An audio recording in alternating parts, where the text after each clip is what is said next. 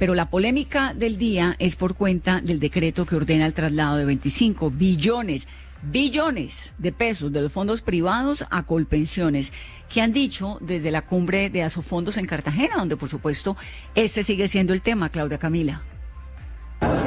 Juan Diego, Vanessa, ¿qué tal? Pues seguimos en Asofondos y hoy es el último día. Justamente se refirió sobre este decreto el ministro de Trabajo, Antonio Sanguino, quien fue autor de la iniciativa y por supuesto que defendió el decreto. Dice que es una hoja de ruta para saber cómo trasladar estos 25 billones de pesos de los fondos privados a Colpensiones. La ley establece que estos recursos deben trasladarse al fondo de ahorro del pilar contributivo. La misma normativa incorporó un parámetro orientado a preservar en todo momento los recursos que Colpensiones percibe por concepto de contribuciones. En este sentido, una vez entre en operación la reforma pensional, Colpensiones recibiría los recursos definidos en dicho parámetro legal para atender el pago de las mesadas pensionales, incluidas aquellas derivadas de la oportunidad de traslado. Y es que el choque continúa porque de hecho desde acá en Asofondos habló el presidente de Colpensiones y también en 6AMW. Él asegura que ese dinero les corresponde, pues es de sus afiliados, de los nuevos afiliados que han llegado con esta ventana que se abrió para el traspaso. Es que esos recursos son de los afiliados que pasaron a Colpensiones, porque esos recursos deben estar en Colpensiones y no en los fondos privados, porque sería ilegal. Lo que el decreto le ha dicho, como no tienen la plata en efectivo para ejecutarla de manera inmediata, les damos la posibilidad que nos paguen a través de papeles, es decir, de CDTs, eso es lo que sencillamente dice el decreto.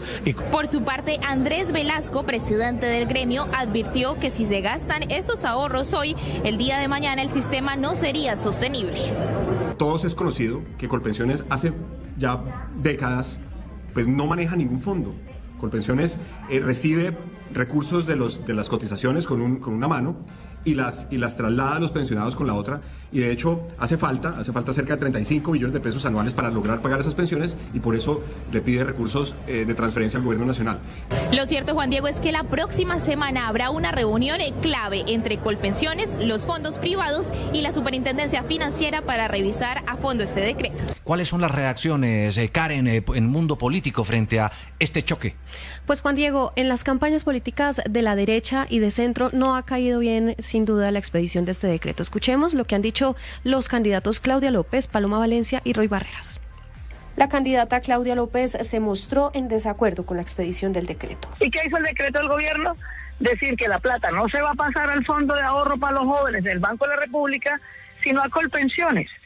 Si la pasan a Colpensiones, Colpensiones tiene la obligación legal de irse gastando la plata que le entra en pagarle las pensiones a los mayores como nosotros y no a ahorrarla para los jóvenes. Entonces, en la práctica, ese decreto lo que hace es robar a los jóvenes, robarle su ahorro. Esto dijo la candidata Paloma Valencia, quien además demandó el decreto ante el Consejo de Estado.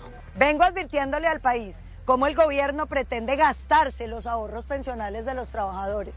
Pues ahora sacó un decreto para coger 25 billones de pesos, para traérselos, dizque para gastárselos en vísperas electorales, tu plata, la de tus pensiones, para que tus hijos sean los que tengan que pagar una deuda impagable. Y el candidato Roy Barreras tampoco está de acuerdo con la expedición del decreto. Estos son sus argumentos. Ese dinero es de los ahorradores y el decreto 0415 lo que hace es convertir ese ahorro de largo plazo en gasto corriente, en caja flexible.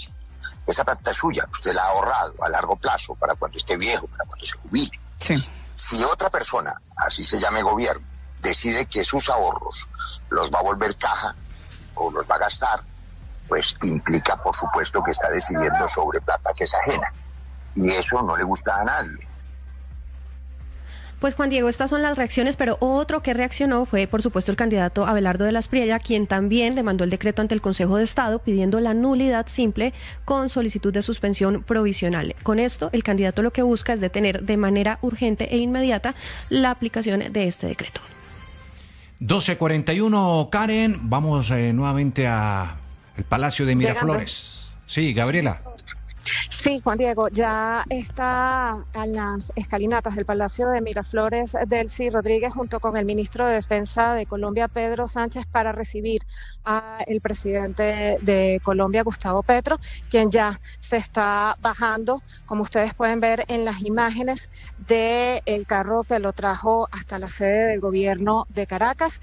Ya van a iniciar entonces. Para quienes están en YouTube y nos siguen, allá al fondo se ve un carro estacionado. ¿Ese es el del presidente Petro, en el que llegó? Correcto, Ya. Correcto. Él viene vestido de blanco y ya está entrando en el callejón de honor para recibir los honores presidenciales. Escuchemos el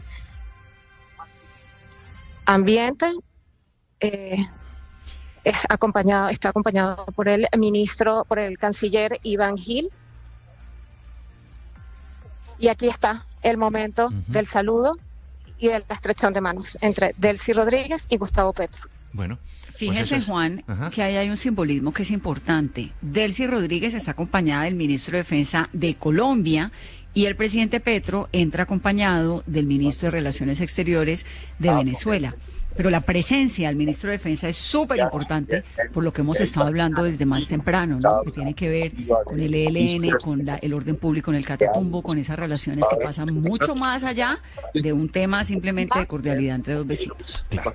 Esa es por ahora la noticia en caliente del encuentro entre el Gustavo Petro, el presidente colombiano, y la presidenta interina de Venezuela, Delcy Rodríguez, después de la captura de Nicolás Maduro el 2 de enero. 12:43 minutos y vamos a la otra noticia también a esta hora para ampliarla en Cali. Allí está Myron, quien nos tiene lo último frente a lo ocurrido. Myron. Aumentó la recompensa a 100 millones de pesos por información que permita la captura de los responsables de este atentado. Hay que decir que las primeras indagaciones señalan que sería el Frente Jaime Martínez de las disidencias de las FARC. Ya hubo una detonación controlada del cilindro que cayó al interior del batallón. También la Gobernación del Valle hizo un llamado para que el presidente Gustavo Petro asista a la ciudad de Cali, que se encuentra acá, y dé la cara frente a las acciones terroristas que vienen cometiendo estos grupos armados, que presuntamente estaría relacionado con todo el tema del narcotráfico que está en zona rural del municipio de Jamundí y norte del departamento del Cauca. Bueno, pues ahí está, se aumenta la recompensa a 100 millones de pesos por quien dé información que permita hallar a los responsables del atentado muy cerca a una nueva base militar allá en la capital del Valle del Cauca. Pero retomando las noticias de nuestro choque político, Jimmy, vaya choque político el que se ha presentado en las últimas horas por lo que ha sido prácticamente un archivo judicial contra Claudia López, exalcaldesa de Bogotá, luego de lo que ha ocurrido con una denuncia que había hecho la revista Semana. Sí, señor, relacionado con el metro. Y pues ese fuerte hecho que se dio aquí en los micrófonos de 6am W, pues tras el archivo, como usted lo dice, de esa investigación en la construcción del metro por supuesta entrega de dineros y que fue publicado en la revista Semana por cuenta de la declaración de un testigo. Vicky Dávila, pues en estos micrófonos dijo lo siguiente, que tiene que responder ese testigo, no la revista. La víctima soy yo, señora, a la que le dañó el buen nombre aquí. La única persona responsable es esa, que usted ahora se compadece. Ay, hasta lloraba el señor Silva y pedía perdón. Esa no es mi culpa. La culpa es del señor, que responda a él. Que respondan las autoridades que le abrieron un expediente a usted y a su señora. Que respondan ellos, no el periodista que publica. Juan Diego, la senadora Angélica Lozano respondió a la periodista Vicky Dávila del daño que le realizó. A pedir perdón, él se ha retractado en cualquier instancia y no es ningún pesar el que le tengo. Ese señor me hizo un daño irreparable. Lo que pasa es que el alcance de un viejo loco hablando con la esposa es uno, pero la edición maliciosa de un medio de comunicación importante, divulgado y reiterado masivamente, incluso después de que el mismo medio publicó que es falso y que es mentira. Sí, señor, este choque político pues se agudiza y también pues el tema político en el país. Bueno, y en unos segundos vamos a conocer el documento interno de Colpensiones que muestra incluso nerviosismo dentro de esa entidad frente al decreto polémico que autoriza el traslado de 25 billones de pesos de esos fondos a Colpensiones.